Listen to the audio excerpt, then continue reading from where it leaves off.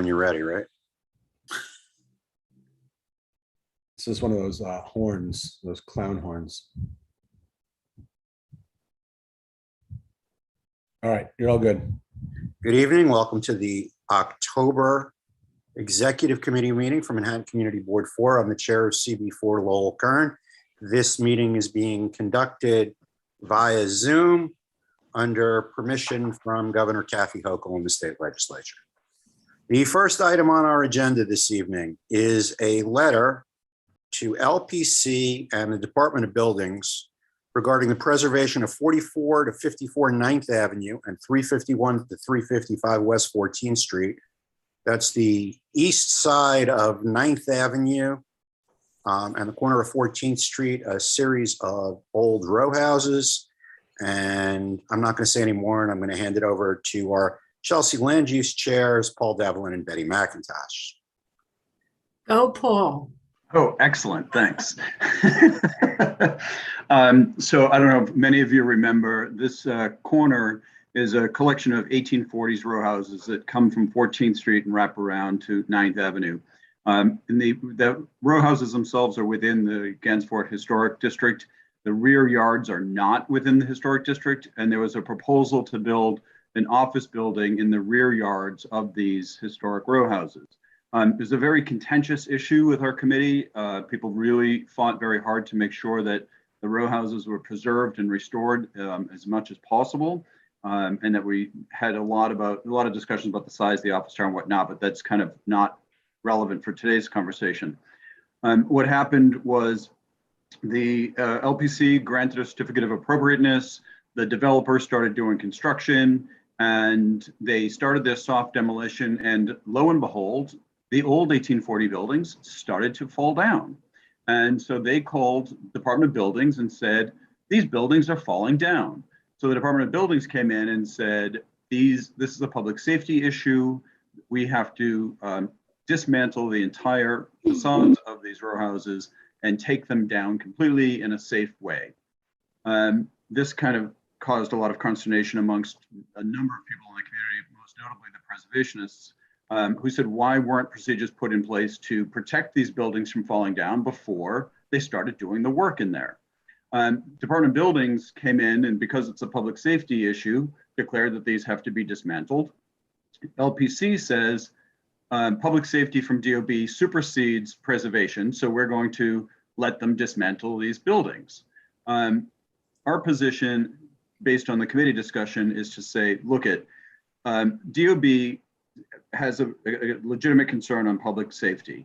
LPC should be more involved in kind of prescriptions for how to handle this situation going forward. It's not clear to us whether or not the developer put in safety measures to avoid the buildings from falling down. And there's a lot of people that think that the developers knew this was going to happen and would say, look at, as a precedent establishment, anybody coming into a historic site can say, fine, we'll agree to the certificate of appropriateness, begin construction, and then when the buildings start to fall down, call DOB and say there's a problem. DOB comes in and says public safety issue, and then the preservation issues get thrown aside because of public safety. So what this letter is calling on, and we did send an administrative letter earlier in the month calling for honoring the original certificate of appropriateness. The problem we're facing is that this public safety demand is saying that it's a 2-week timetable to dismantle the row houses. So this couldn't come before full board because it'll be too late. All the work will be done by then. So the committee would like to see LPC get more involved, for all work to stop in the building, to figure out how they can restore the building and restore the building with the facades in place and not dismantle them, which is what the original agreement was. So this is just an emergency letter to say, let's get LPC and their engineers team in on site. Let's get them to work with the developer to restore these buildings without dismantling them. And so that's why the letter is written. We had in our administrative letter an ask for stopping work, but that was taken out because that would have been a new position that wouldn't have gone through full committee discussion and through full board discussion. So this letter is really that replacement. So I think that's pretty clear. I just Betty? wanted to clarify that there, DOB is not saying that the entire row houses are supposed to be just taken apart. It's the front facade of the 9 row houses. And the letter talks about having a full structural analysis of what happened and how this happened, and also analysis and guidelines for moving forward after there's a pause, and a very direct and detailed outline of how the development team is going to proceed. Paul, just so the record's complete, can you detail the meeting we had with DOB and LPC and then your meeting with the developer? Yeah, so over the course of these few weeks, we met with DOB and LPC. We had a lawyer from LPC and we had the chief engineer from DOB present to kind of have them walk us through what their experiences were and what had happened. And that's how we figured out that LPC is saying DOB public safety supersedes preservation. That's basically what they said to us. LPC sort of had the position of throwing their hands in the air and saying it's beyond our control at this point. I have to say that the engineer from DOB, Tim Lynch, seemed very committed to a lot of preservation tactics. And so I think that I felt pretty comfortable with his level of commitment to preserving as much as possible, but the full dismantling was challenging. We subsequently met with the developers, and they also seemed very committed to preservation issues. But they just didn't, they just said, look, this is a public safety issue and we're going to have to dismantle this to move forward. We asked them for further commitments on the remaining historic fabric of the buildings. There are side walls and demising walls that we want to make sure they don't come back to us in 6 weeks and say, oh, while we were dismantling the facades, these other components also crumbled.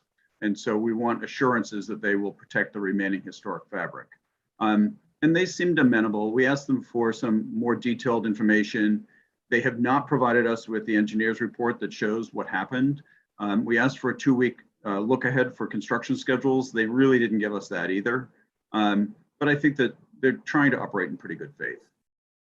All right, one more thing I'm going to ask you to add is the argument from the preservationists from Save Chelsea, from Village Preservation, and the facadism argument, just so it's all on the record.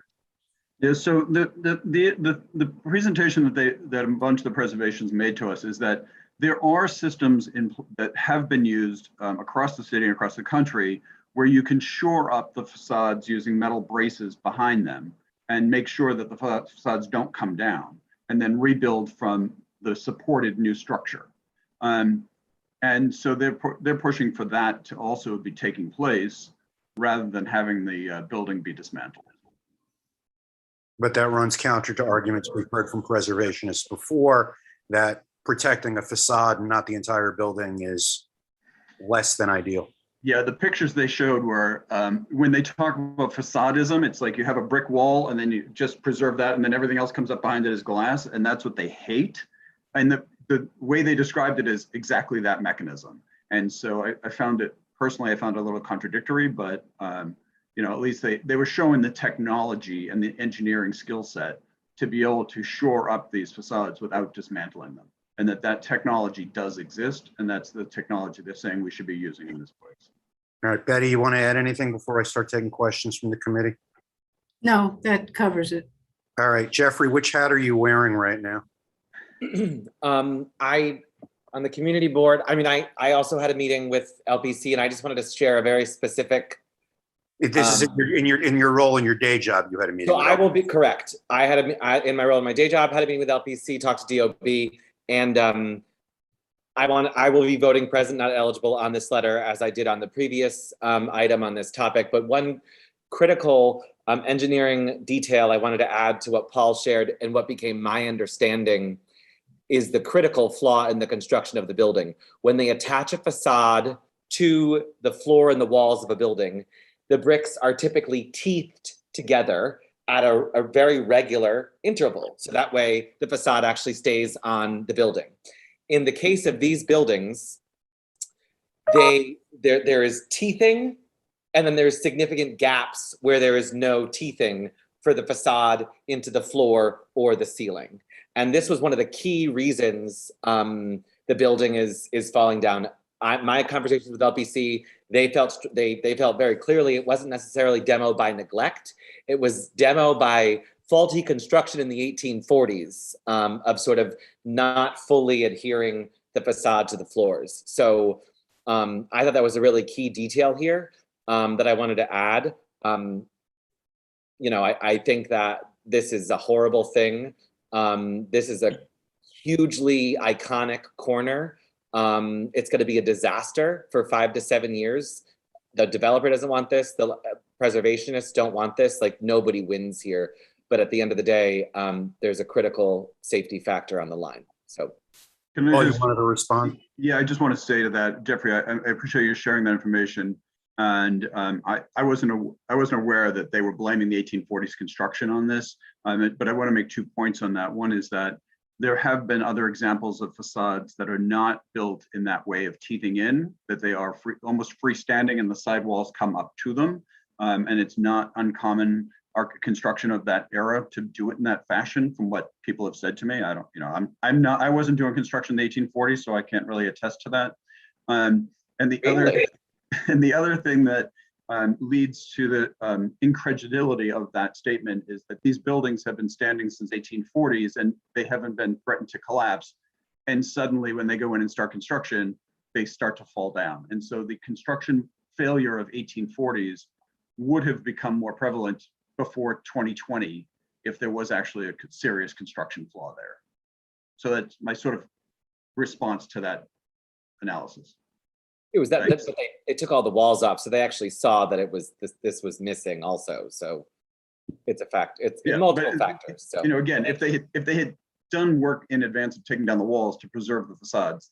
Well, also, let me be clear. There's an engineer who's going to end up in court on this, because this should have been identified in the engineer's survey that was submitted to DOB and LPC. So I imagine there's a significant lawsuit already underway with the original engineer's report that was provided, you know, on behalf of the developers. So there's to be clear, Jeffrey, that's speculation. You don't know that there's a lawsuit out there. Correct. That is total speculation.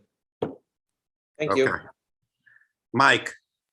Yeah, I just wanted to get a plug in here for the architects on our committee who had a hand in this, you know, all the way through. And the letter would not be what it is without them. I want to tell you that Pam's letter also is something worth noting. And the argument about facadism, you know, this is not facadism for facadism's sake. This is totally different from that. I distinguish it from those other cases. And Jeffrey's point is well taken, I must tell you.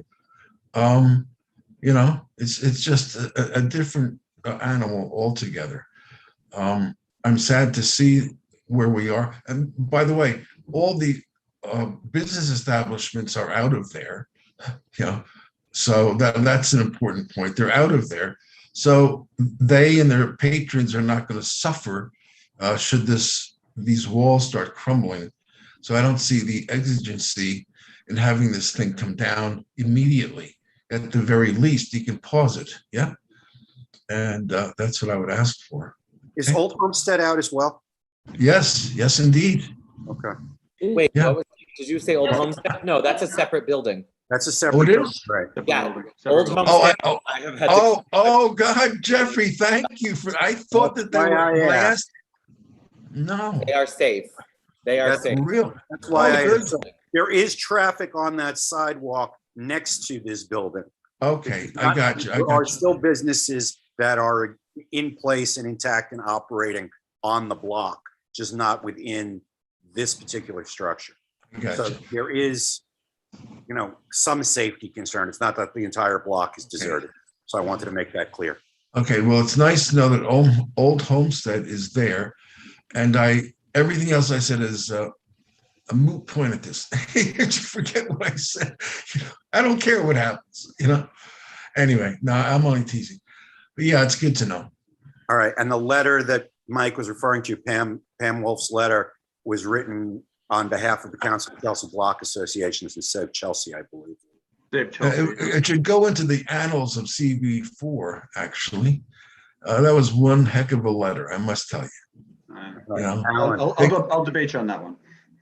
all right, Really, Alan. I'm talking about from an academic next. point of view. Paul, Guys. as an academic point of view, as an academic letter. Okay. I'm not letting That's this what go there. I'm not All letting right. this go there. We are not Save Chelsea. Alan, go ahead. Okay.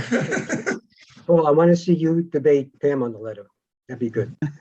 But I do want to second and echo what you said about the construction. That was the standard at the time, I believe, from what I've heard in terms of how the walls got connected. So it wasn't a fault of the construction at the time.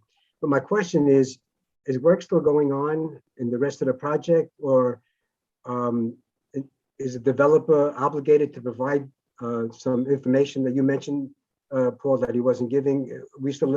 Is the city still letting him go ahead with their construction until, or what? From what I understand, and Betty or Lo, you could correct me because you were in some of these meetings too, is that the continuing demolition on other parts of the building is ongoing. And that's part of why I'm asking for a full stop order, because I don't want that other work to also diminish any of the remaining historic fabric. So yes, from what I understand, they are continuing on with other work in the building. And that's the urgency of this committee voting a letter tonight instead of waiting for full board, because they told us it would take about 2 weeks to do the demo, and our full board meeting next Wednesday would be after the 2 weeks are up. So we want to try and stop them as soon as we can. That was the purpose in sending an administrative letter to begin with, but we could not send a letter that went beyond our previous positions until this committee met. Christine. Yes, on 36th Street, even we had a developer, the one who does all the hotels. And when he had committed to us to preserve a facade, he did by shoring up completely the facade before he started anything. So my question, so even one of the worst developers in the city knew how to do it and did it. And so to me, this is a proof that it can be done. And I wonder why we wouldn't, I didn't read all the in detail, but I think we should ask them to go and shore up all the facades and before they do any more demolition.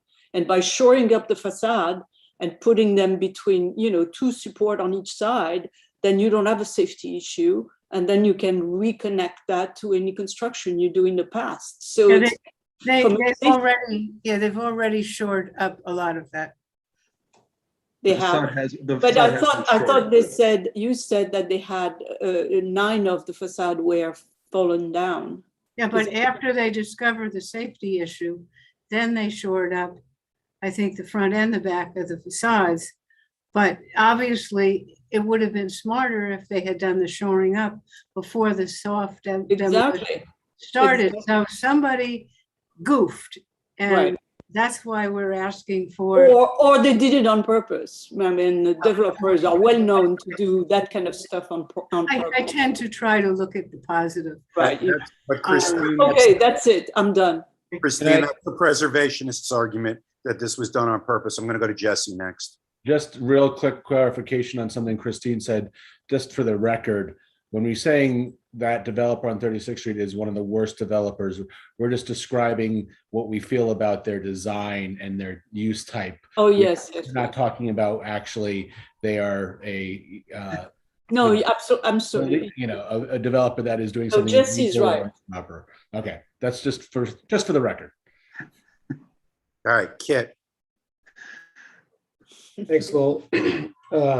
Paul, Betty, I think you two did, and the group that worked on it, a very nice job with this letter. But I voted against it in committee, and I'm planning to vote against it again. And I just wanted to quickly explain why.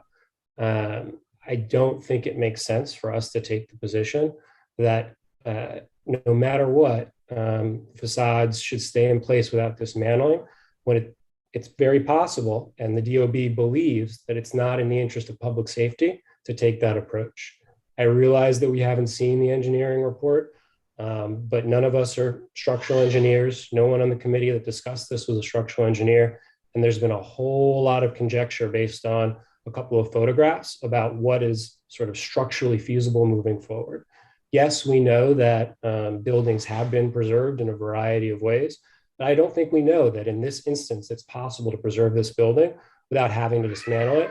And I don't think it's healthy for this board to take a position that we should definitely do that when it might not be in the interest of public safety. So just wanted to share my thought. Thanks, Kit. Bert, Yeah, I was on the committee. I had to leave the meeting early, so I didn't finish with the final resolution here. I just have, I don't know quite how to articulate this. And I know where, you don't have to remind me, Jess, we are on the record. And it's live streamed and forever and ever and ever. And I'm just talking about my sense, not necessarily based in architectural engineering analysis, but my sense is, for whatever reason, this developer is not necessarily trustworthy. It may be because of incompetent staff he has or she has, or maybe there are other motives involved. I have no idea. But for us, what we're asking for and whatever agreement we get or we're looking toward, is there some way it can be enforceable other than morally enforceable? Because, we could stand on the top of, the tallest building within one block of there and shout all this out. And they'll say, yeah, we'll do it. Yeah, we want to do it. And then something will happen. Oh, we forgot to do this. Or, oh, we found this is, there was a rock in the way. Is there some way we can, and there may not be a way. Bert, I'm going to respond to that by saying we've had signed agreements with the city that the city has disregarded. So unless we form our own police force, I don't know that there's a way for this community board to enforce anything. I am for that. No, I know we don't have our own enforcement agents. Yep. We have 3 great full-time staff people, but our budget doesn't include enforcement agents. Yep. Understood, but is there some way we can write in to the resolution something, involve other people, looking over people's shoulders? I don't know. I may be asking, what's the expression? Striking at the wind or something? I don't know. Tipping at windmills. Windmills. Thank you. I think, Bert, that's why we're writing to both LPC and DOB, because there are 2 city agencies that are involved in this. And one is saying it's a public safety issue and that supersedes everything else. And then other agency LPC saying, oh, if DOB is saying it's public safety, then there's nothing we can do about it. And we think that they should just sit down at the table and kind of figure it out. And to Kit's point, I agree that we aren't the engineers who can prescribe the steps necessary to solve the problem, but those 2 agencies should be able to sit down and figure it out. Maybe with some of our electeds looking over their shoulder. And the way the electeds will look over the shoulder is when there's Save Chelsea and the Block Association and the Village Historic Preservation, all those other groups start writing letters and screaming and yelling. Yeah. And that's what's going on. I will point out that as far as I am aware, no elected official has taken a position on this yet. It's just been the organizations that Paul just indicated and this community board. But I will say Corey's office has been helpful in putting pressure on them to provide documentation for us. Okay. So. All right. Jesse, did you have something else you wanted to add? Your hand's still up. Yeah, I'm sorry. I do, but I didn't mean to keep it up that long. I apologize, Paul. We didn't get a response. The agency didn't respond directly to our letter yet, but they did respond to the Save Chelsea letter and the Village Preservation letter, which didn't really give them much hope. So, the agencies have sort of spoken. All right, Leslie. I just want to reinforce both what Christine and Bert just said, because I agree 100%. It seems that I would love harsher language in this letter. We don't even mention the developer in the letter. I know it's not the objective here, but they knew what they were supposed to do. They have architects out the yin yang, they know engineers and all that stuff. And then for them to come back and say, sorry, we did this and now the whole thing has to come down. Obviously, I'm simplifying it. It's really disturbing. And because now we're getting into this whole, we're blaming DOB and LP and that's not it. We should go back to the developer, and they're never accountable. They're never held accountable. It's always, well, now it's a safety issue. Sorry. No, you knew this beforehand and you have the money and all the wherewithal to do to prevent this. And I don't think we're speaking to that strongly enough. That's just my 2 cents. All right, just to keep the record clean, just to reiterate, we did meet with the developer and they said all the right things. Whether or not they're going to do all the right things is still an open issue, but they did say all of the right things when we met with them. Alan again. And Lowell, you and Betty can attest to this. As you all can imagine, I wasn't shy about how my opinions were expressed to them about how this happened. So, and they were responsive to that. Yeah, they listened and they said all the right things. Yeah, and they have said they're going to have a third-party engineer to analyze the situation.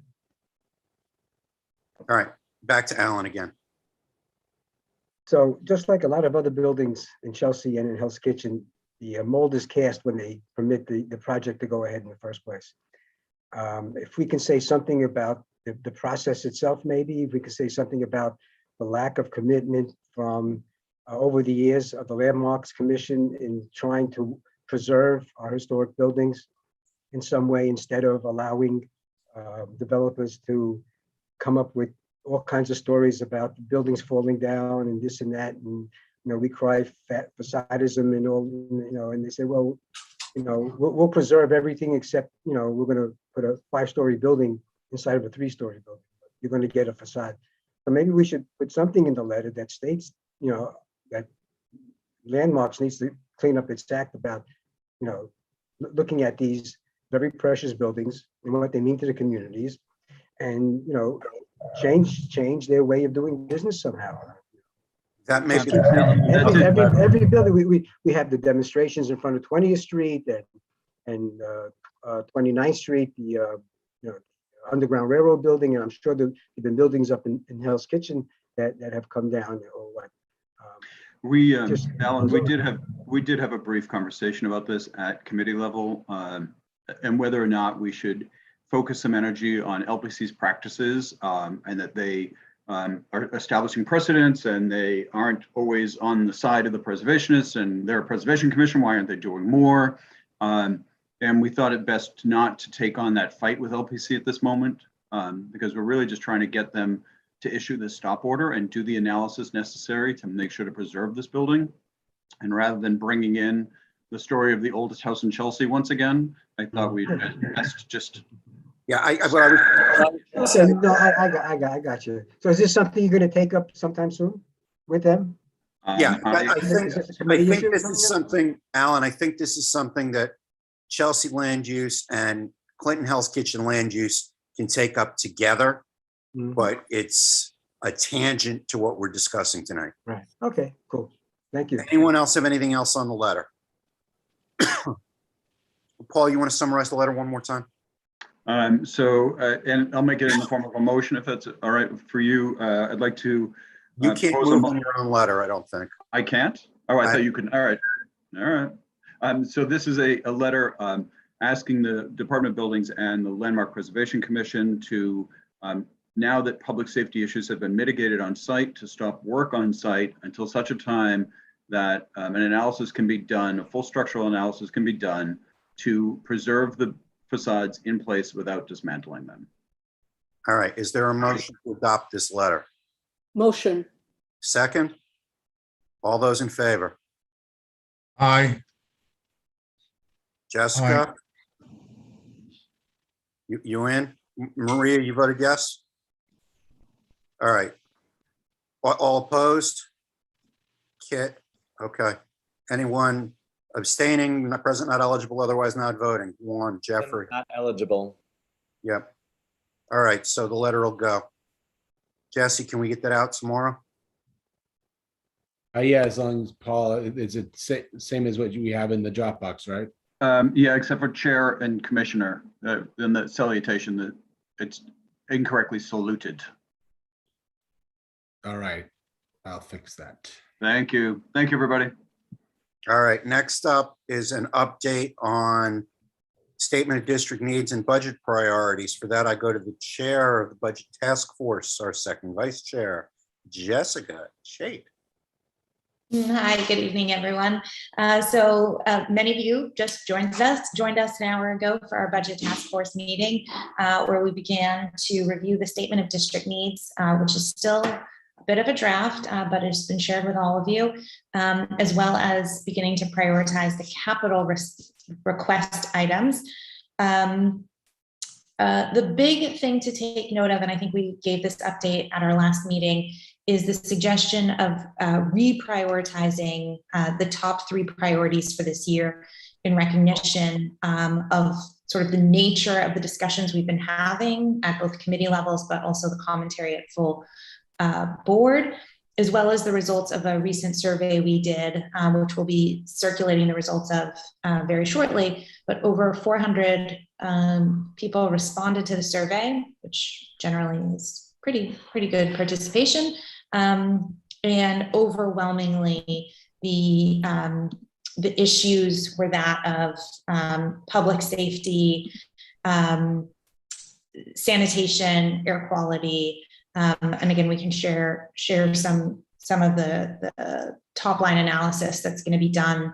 We will also be sending to everybody all of the comments we received by committee. So I will be going through those, grouping them, and sharing them back out so that committees have the opportunity to reflect on those issues.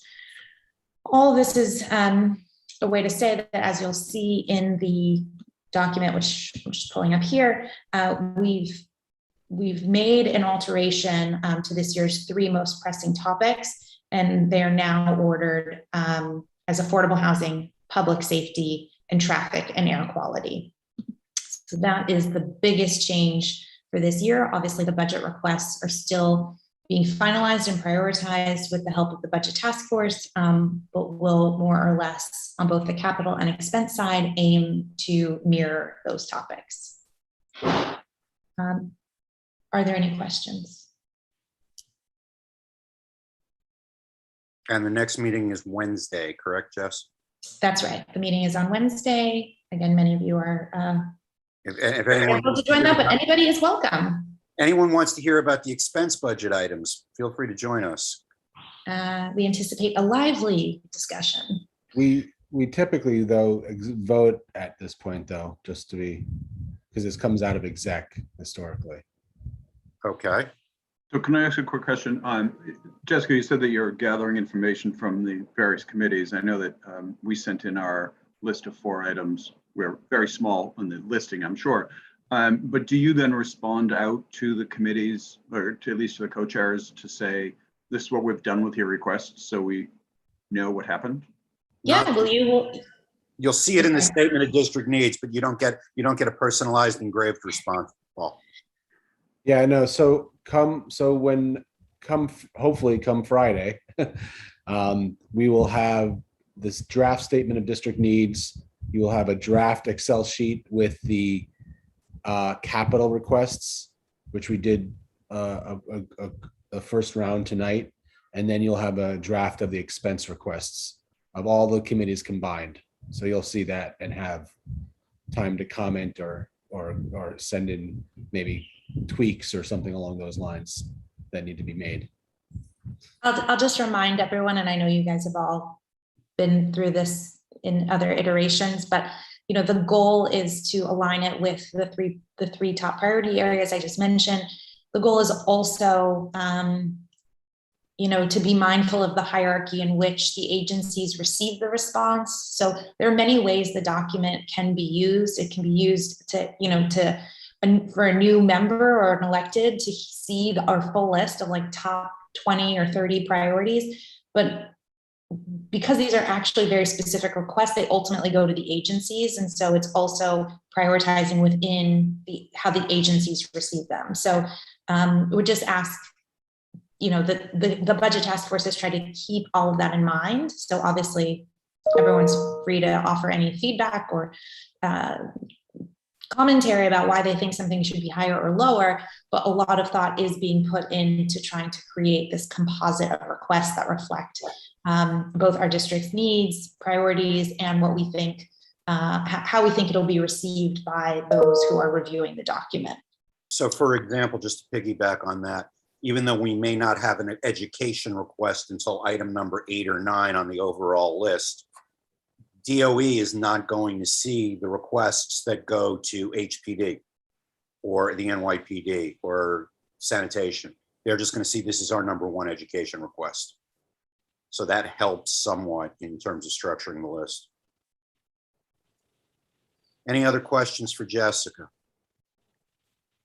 All right, as Jesse said, we need an endorsement of the work, even though it is still in progress, so we can take this to full board next Wednesday and it can be sent in a timely fashion.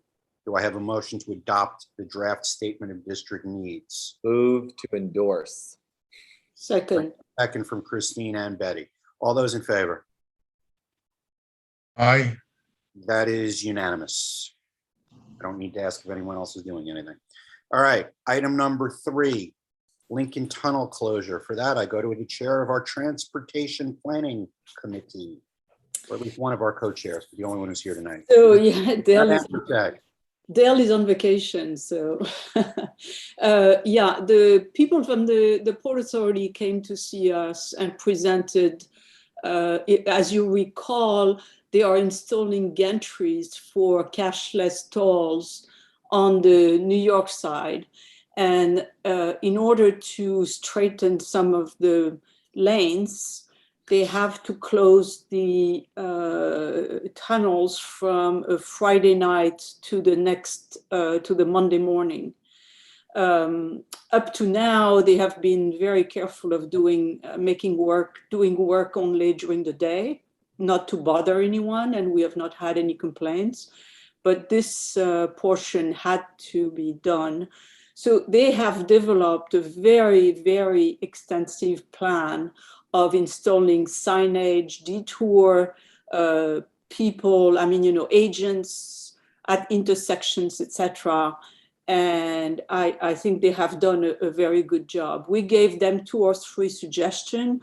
And the reason why we wanted to have the executive committee approve it is because the closure is next weekend. So if we don't give them the suggestion adopted by the CB4 now, it would be too late. So the suggestions are very simple, is to add a sign at 37th Street in a place where they can see it, is to add an individual at 38th Street and 9th Avenue, and I think one more, I don't recall, it's in the letter. So I'd like, if possible, that you vote on that letter and we could send it out tomorrow. Right, so be clear, they're closing this Halloween weekend. Yeah, this weekend, and if there are weather issues or whatever, that would be the following weekend. Okay, Betty. How many lanes to the tunnel will be closed? 1 lane that goes in the center tube. So typically in the evening, there are 3 lanes going out. In the weekend, there are 3 lanes going out, and 1 out of 3 will be closed. So total, that would be 2 lanes? No, only one way. 1 way. And will that be 24/7? Yeah, it's going to be from Friday night all the way to Monday morning. Thank you. But it's only one of the 4 lanes that's being closed. 1 of 3. Well, there are 4 lanes. There's still 1 lane coming in. No, there are 3 lanes coming in and 3 lanes going out. So Okay. it's one of the 3 lanes going out. So they're closing half of the middle tube is what it comes down to. That's right. Okay. Is there any, are you proposing any mitigation to stop the gridlock on 9th Avenue? Are they going to have Yeah, traffic they have- enforcement and things like?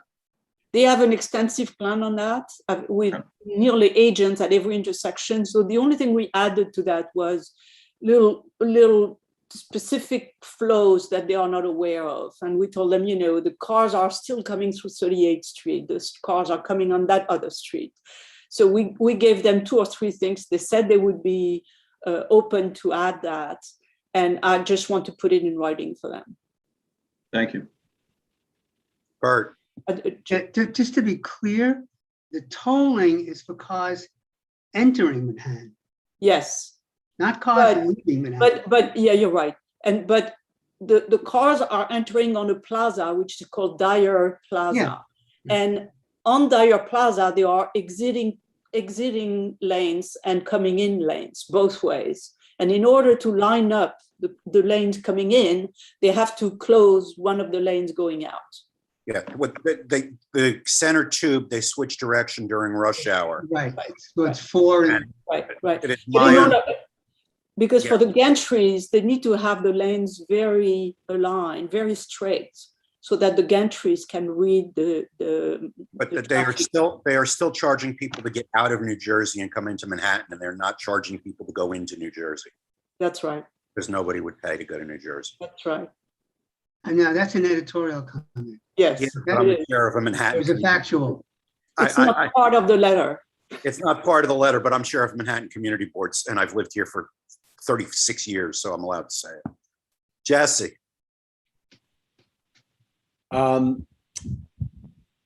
All I was going to say was the presentation is in your Dropbox. So if you Okay. if the folks who were not at the committee wanted to actually see the presentation, it is in your Dropbox. So all right, so is there a motion to send this letter to DOT? So moved. Second, Second, all those in favor? All right. Mike, you in? Aye. All right, and Maria, your hand was up too? All right, that's unanimous again. Thank you. Okay, next item. There is a new design for the LinkNYC kiosks. I think this is Christine again. Yeah, Jesse, you are able to bring up the picture? give me one moment. Yeah, I'll start. So when 4 or 5 years ago, DOITT signed a contract with a company called City Bridge to replace the old phone booth with a new installation that you know about, which are the LinkNYC, right? So you have those small installation, which are about 9.5 feet on the street. They rolled out, but in the middle of the rollout, they realized they couldn't make enough money, and City Bridge stopped paying all the fees. And DOITT went back to the drawing board with them and tried to renegotiate the contract. And this summer, unbeknownst to us, they signed that contract, and the Commission on Franchise approved it.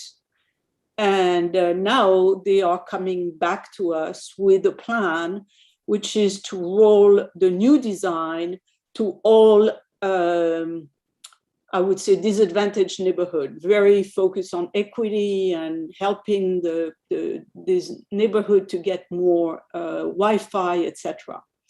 And so here is the proposal. Do you have it, Jesse, or not? Yeah, do you want me to? I just picked up one of the intersections that has the model of it in our district. Do you want me to show that, or do you? Is there a certain? No, I wanted you to show the letter. At the bottom of the letter, there is a. Oh, you want me to show the letter? Oh, Yeah, sorry. at the Okay, bottom of the letter, there is a drawing. I thought you wanted me to show the presentation. No problem. Hold on. Give me one more moment. Sorry. Okay, and so what we have discovered is that the new design is 32 feet tall. Now, 32 feet tall means it's a tower which goes to the 3rd floor of most of our buildings. And the idea is that on the top of those towers, they are encasements where they can put relays for 5G communication. And therefore, you have on the top 5 encasement where you can have 5G. And they claim that those 5G encasement are going to bridge the digital divide. However, it's not quite true because those 5G are for AT&T and for the big carriers, right? And then unless you have a contract with them, you are not getting it. So if you are in NYCHA and you are on the 15th floor, you are not getting anything from that installation. You are not getting anything because you would have to be in the street or you would have to be on the top. And I'm sorry, Christine, I mean to interrupt. I'm sorry, I don't have it. You want to share with me? Let me share. Yeah, you can just share your screen. I'm Okay. sorry, I don't seem to have it. Give me a second. France letter. ITT.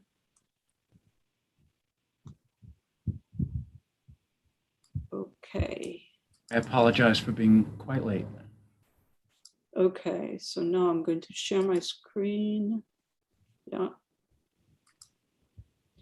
So that is the design. You can all see? Mm-hmm. So this is the old Linksys, and this is the thing on the top with the encasement for each of the transport for the Wi-Fi and the 5G. Just to give you a sense, this is how it would look in Chelsea in front of this 22nd Street or 22nd Street, 21st Street, this little house. It's bigger than the house.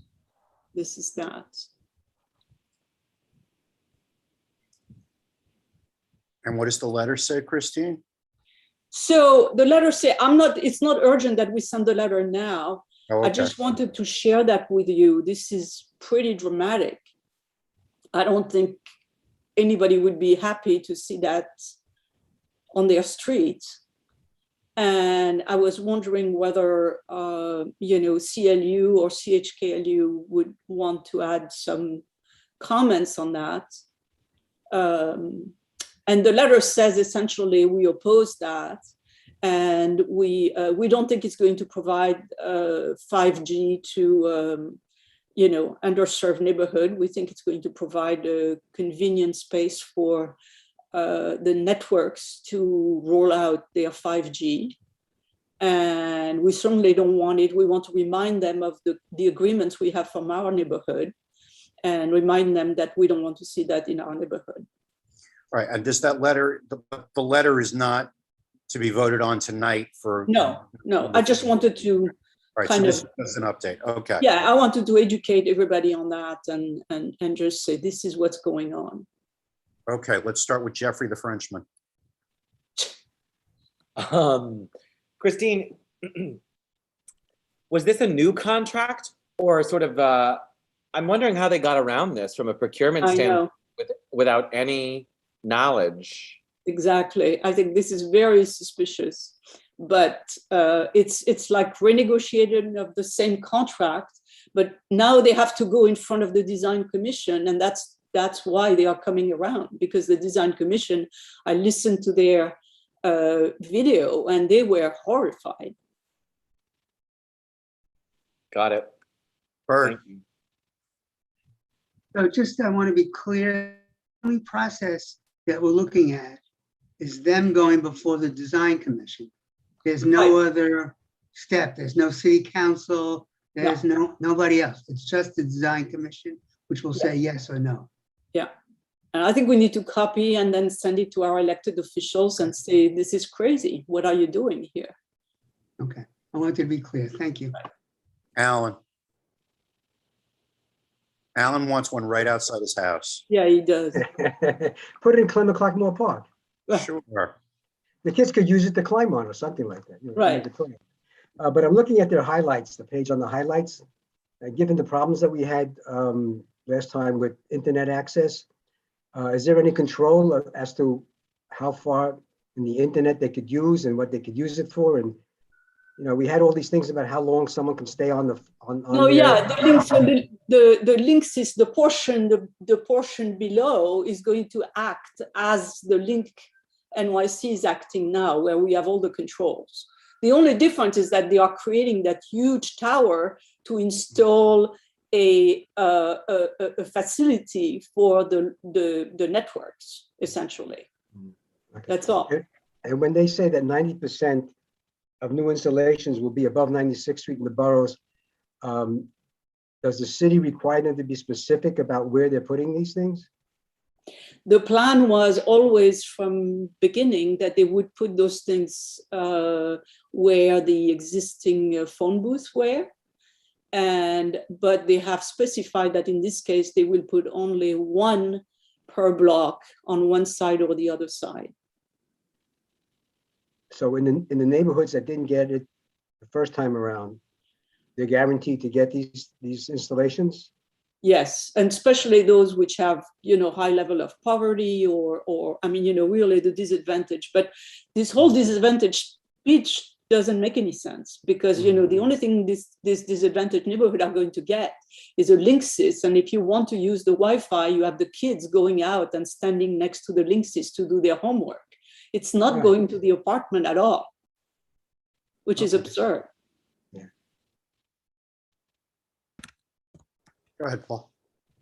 Yeah, so that actually feeds into my question, Christine. It seems that I'm a little confused. So these towers, are they for independent broadcasters to use as their method of transmitting 5G? So AT&T would rent a bit of the space and then they would transmit, because it seems to me that right now, from my impression, is that those transmitters are on top of private buildings. You see relay mechanisms on corners of a lot of buildings. And so the question for me would be, who's collecting the rent? I mean, AT&T is going to pay someone a fee. Right now, they're probably paying landlords to put relays on buildings. And now they're going to pay this company rather than paying. Yeah, they are going to pay City Bridge.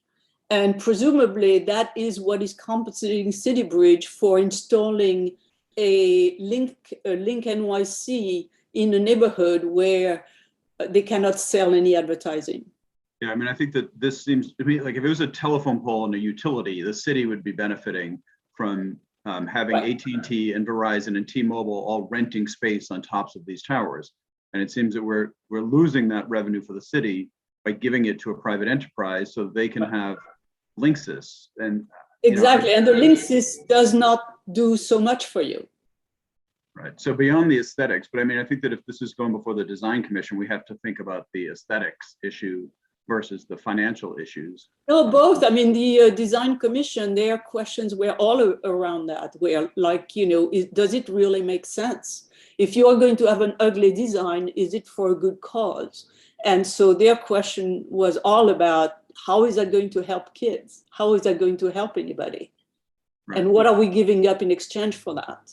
And so, and we have no control over what AT&T would pay for rent on each of those towers. Exactly. So they could end up making millions of dollars. City Bridge could be making like a bandit on that. We don't know. Right. Yeah. Okay. Leslie. I just feel like this administration is so intent on putting as much street furniture and stuff on our sidewalks as possible. I mean, can we put more stuff? Anyway. I find this, as I do a lot of projects, short-sighted. Christine, I agree with you 100%. I find it short-sighted because there is a movement, a strong movement to get free internet access anyway to those under a certain income level, and free broadband or some sort of discounted services or some sort of ease to that access in general. All the way up to the 25th floor or wherever they are. This seems like this is short. This will be good for a year or two until all that goes into effect, or whatever. I think. Is there any way? Is this a done deal? Is there any way we can Totally. Well, I agree. think we need to make a lot of noise and maybe do it starting in January, but right now make a lot of noise to the design commission and then write to our elected and say this is not acceptable. It doesn't address the real problem. And I think the people from DOITT made and City Bridge made up that concept. And when they tell you that concept, it makes no sense. Jesse, would this be an ACIT? Would this be a street life thing or no? Is it going to, like Christine said, would it be a land use letter? Or what letter?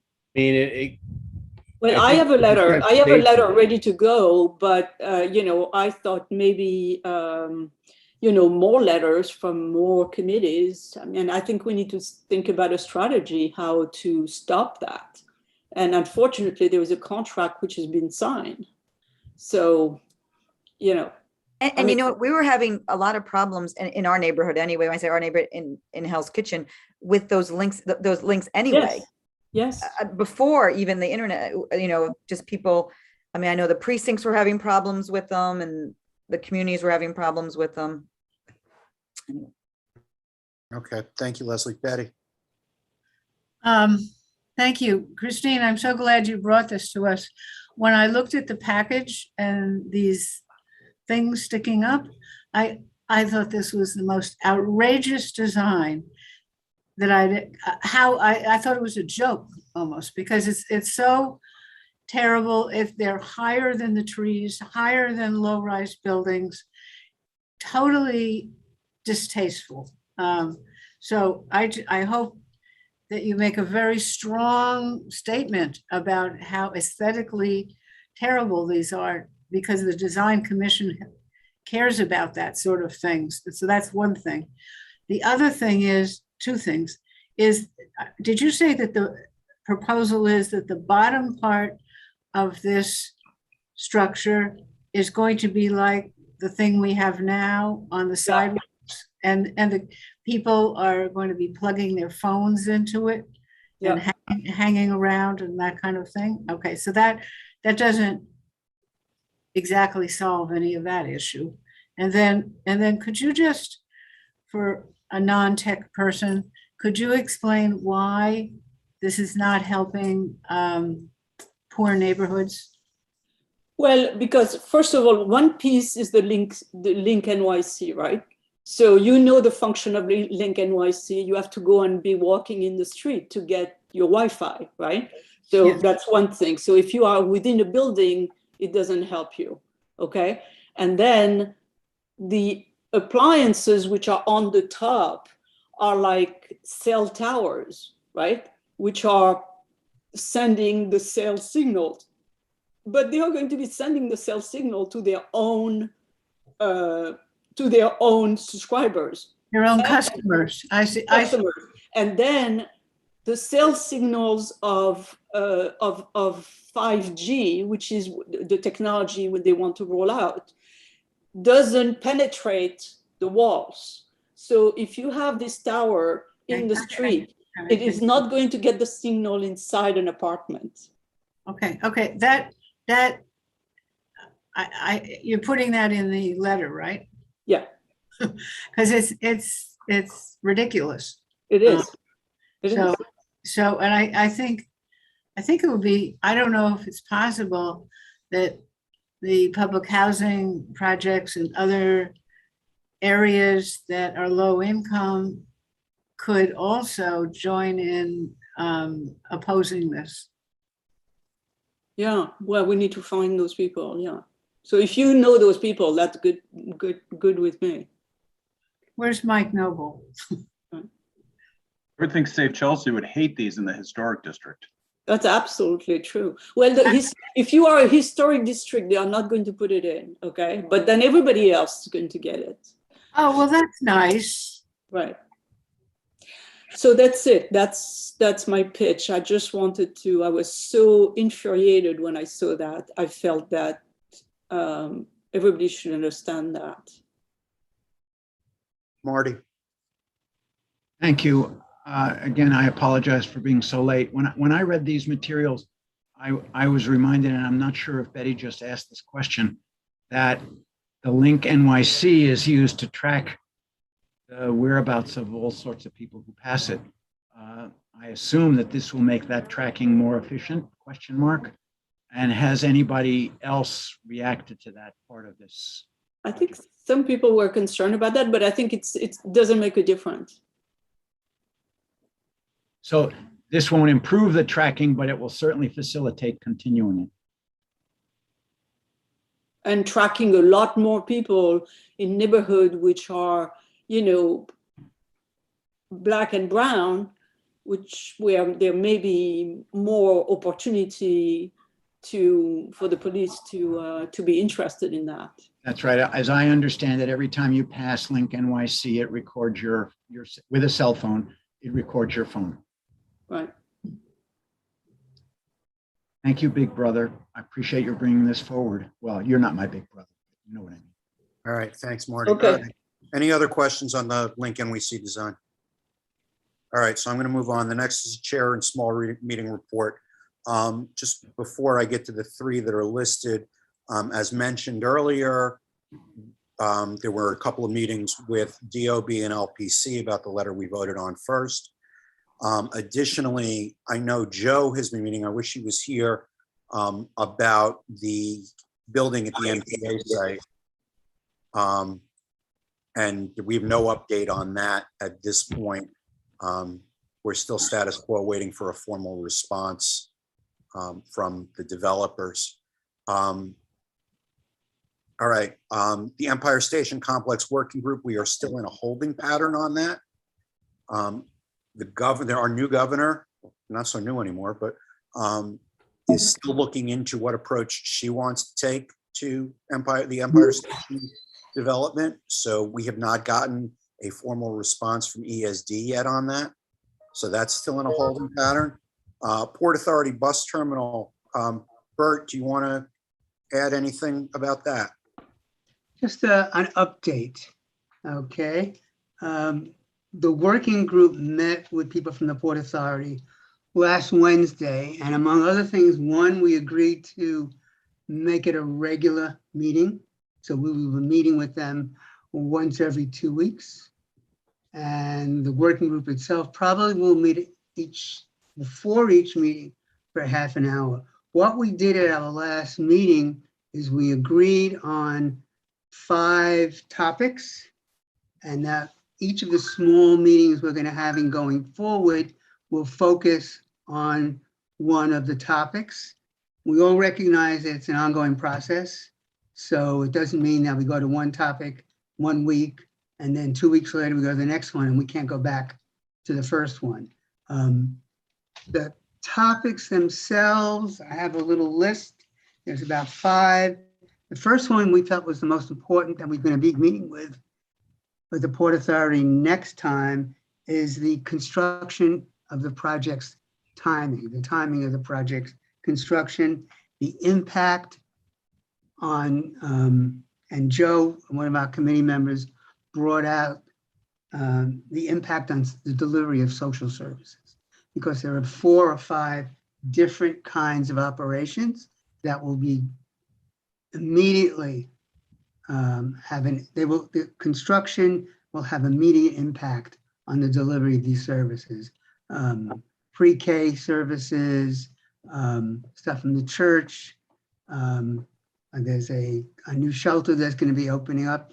So we want to look at that. We also want to look at air quality, and I think that's our number 2 item. And then the others are transportation, open space, and the general neighborhood impact, which includes the 9th Avenue corridor and the impact of the project on affordable housing. So, and it's, anyone else here from the committee wants to add something? Sure. We seem to have developed a very good relationship with the core people from the Port Authority. At each meeting going forward, again, whichever the topic is, they will bring in different staff from parts of the agency, but the core that we started with will always be there. And our meeting with the Port Authority is part of a larger process that will eventually come out with an environmental impact, EIS, environmental impact statement. We're right now in the draft environmental impact statement going forward to the EIS. And then there's a whole structure above our working group that we're part of, the community board is part of, but it's a different level. It's more official, if there's such a word. We're an official component of reflectors back and forth with the Port Authority. Christine, Betty, you want to add something? Yeah, that umbrella or bigger one is called the community engagement something, and it's going to meet quarterly. Well, we're meeting right now every 2 weeks. Right, and the process we are doing right now is because we have been named participatory agency to the EIS, and I know for a fact that the Port Authority has asked the permission to the Federal Transportation Administration to meet with us. So it's fairly, we are in a fairly official capacity here. You got a question from Mike Noble, Bert. Mike, go ahead. Oh, no, this is for afterward. Let everybody finish. I want to fill you in on something else afterward, okay? All right. Oh, okay. So this is your point isn't on Port Authority. No. Okay. Sorry. All right. On the Highline extension, there is a public design meeting tomorrow, community design briefing for the Highline extension. That's just the extension to Brookfield, where there was a big press release and whatever, and that's open for community input tomorrow. We've already received a briefing from ESD and the Highline folks. And I just want to add one other point on the Highline folks. This is now official. I don't know if any of you heard, but Robbie Hammond has resigned as executive director of Friends of the Highline. He's got a new venture he will be going towards in April, but he assured me that he's still going to remain on the board, and all the work we're doing with the Highline will continue apace. Last thing, Jesse, I'm going to steal this from your report, but since I'm not a candidate, I can do this. Nominating committee report, Mr. Devlin, please. So we have scheduled our interviews with the announced candidates for Tuesday, tomorrow. And we will be prepared to make a presentation at the full board meeting for the closure of nominations at that point. And we have one candidate for each office. At this point, we have one person per seat. So it should be a nice, smooth transition. Unless, the 3%ers or the Proud Boys show up he doesn't even want me to make the joke. No. This meeting is being recorded and live streamed. May I remind everyone, this meeting is being recorded and live streamed? Yes. You got the direction, Lowell. Good that you took it. Yeah, I got it. I just thought it was funny, that's all. All right, Jesse, the rest of the district office report.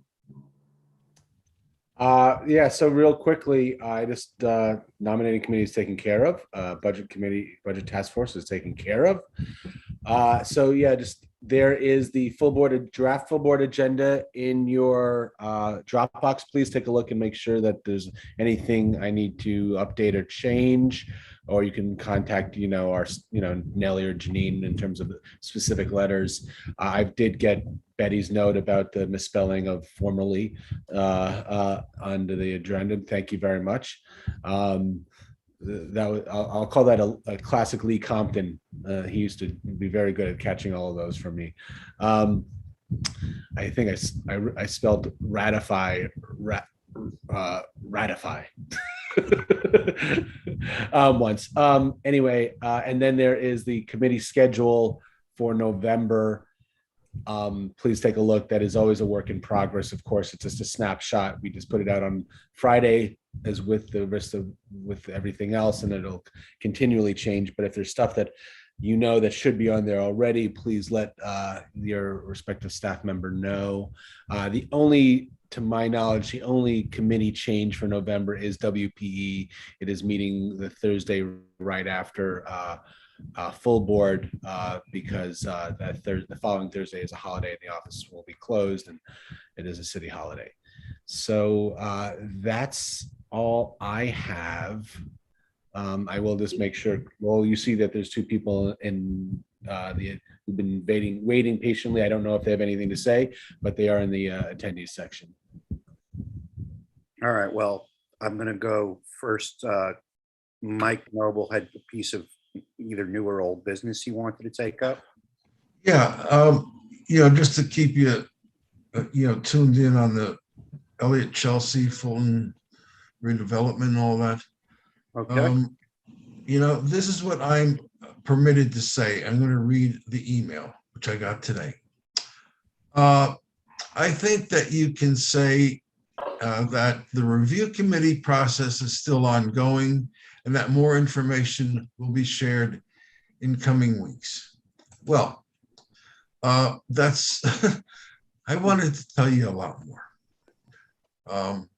So at the risk of going to jail over this, I can tell you that milestones have been reached and that it won't be that long before everybody's going to be notified about what's happening here. Okay, so we are at the very end of the process and be on the lookout. Okay, we're there.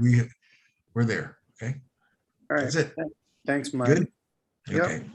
Bert, you wanted to add something? No, he's okay. All right. As Jesse pointed out, we have two members of the public, Pamela or Victoria. Did you want to address the committee at all? I'm not seeing hands go up. And Pamela, we already voted on the first item on the agenda, which was the LPC letter. Is it all right if I'm just check in with them verbally just to make sure? Yeah, go ahead. Hi, Pam, are you, do you want to speak at all? No, I just came out of two other meetings and just jumped into the end of this one, and thank you for hosting me. I really have nothing to say. And Okay, Victoria good. Thank you, posted that she's got nothing. So at that point, Hold on. I don't have anything else. Can I just check with the other person that's on the? She said she has nothing. She wrote in, Jesse. She already wrote in. Sorry. Thank you. Yep. Okay. That's why I wasn't cutting her off. She wrote in the chat. Does anyone have anything else? I'll entertain a motion to adjourn. Thursday at 6 p.m. is the mental health forum that I'm co-leading with CB5. There you go. There was something else. Thank you, Maria. Also, Very there's good. expected to be more flooding tomorrow, so everyone be careful. Yeah, Bert, I'll sail down the block to you. I could add one point thing that might be of interest to you guys, having to do with the not with the letter, but with what's going on. The group that I participate in, Safe Chelsea, is participating with a rally, which is Thursday, this Thursday at 1 p.m. at 14th Street and 9th Avenue to protest the demolition of those buildings. Just in case anybody wants to show up, that would be delightful. All right. That's Thank my you. comment. Thank you for the information. On that note, we're adjourned. Thank you all for coming. Thank you. Good night, everyone. Good night. Stay dry. Night.